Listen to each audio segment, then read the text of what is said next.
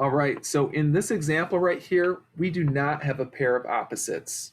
So we are going to choose which variable we want to eliminate. It could be x or y. So I'm going to ask for both situations and then we're going to pick one. So these are my x values right here. And what I want to do is think of between 3 and 10, what are their least common multiples? Where will they first meet up? When will 3 and 10 first meet up? Does anyone have an idea?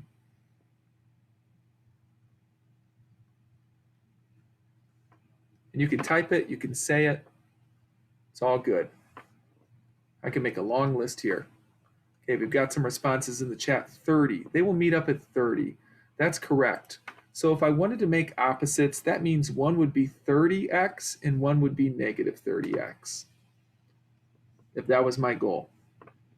So what I need to think about is, okay, what am I going to multiply this top equation by to create a 30x? And that would be 10. And what am I going to multiply the bottom equation by to create a negative 30x? And that would be 3. If I wanted to eliminate x, that is what we would do to create these two opposites. All right, now we could do that, but let's talk about eliminating y now. What if instead we wanted to eliminate the y variable? Let's look at that. So right now, these are my variables, my variable terms. Negative 2y, negative 3y. When will 2 and 3 first meet up? What's their least common multiple between 2 and 3? 6. 6, that's right. They will first meet up at 6. So that means I would want one of them to be 6y and the other to be negative 6y. Doesn't matter which one is positive or negative, but one needs to be positive, the other negative.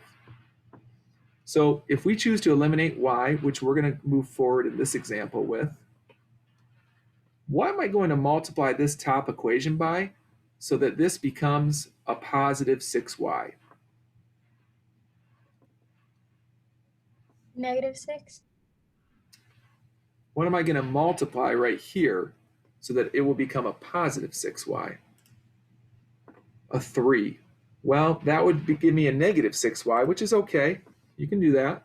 But if I want a positive 6y, we're going to multiply by negative 3. So that's what I'm going to choose here. So I'm going to multiply that top equation by negative 3 right now. And that will give me the negative 6y I desire. So let's do it. I'm sorry, the positive 6y. So that's going to be a negative 9x, a positive 6y, and a negative 30. All right, the bottom equation. I already have a positive 6y. I want a negative 6y now. What am I going to multiply the bottom equation by to get a negative 6y? You can use the chat feature or you can say it out loud. That's right, Lucy, 2. We're going to multiply by 2. Go ahead and distribute that 2 everywhere.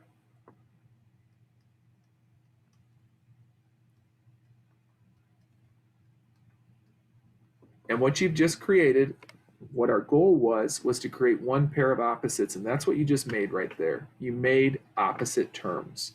So since you made opposite terms, you are ready to add your two equations together, adding the like terms on the left first, the x terms. That's going to give you negative 29x. These two will eliminate because they add to 0, and our numbers will add to negative 58. So you've done the process of elimination. Way to go. All that's left now is to solve for x by undoing the times negative 29. So we'll undo that, and we'll get x equals positive 2. So that's half our solution. We can get the other half of the solution by picking one of the original equations right now, copying it down. How about that top one? And place that 2 in for x. And then we'll solve for the y variable. So we have 6 minus 2y is 10. Remove the positive 6 by subtraction. And divide by negative 2 to get rid of the times negative 2. Y is equal to negative 2. Okay. So we have our solution. 2 comma negative 2. Put a box around it. and check your solution. So our last move is to check and make sure this is correct. We're going to place 2 and -2 into each original equation right now. 3 times 2 minus 2 times -2, is that 10? 6 plus +4, that is 10. So it checks in the first. Checking in the second now.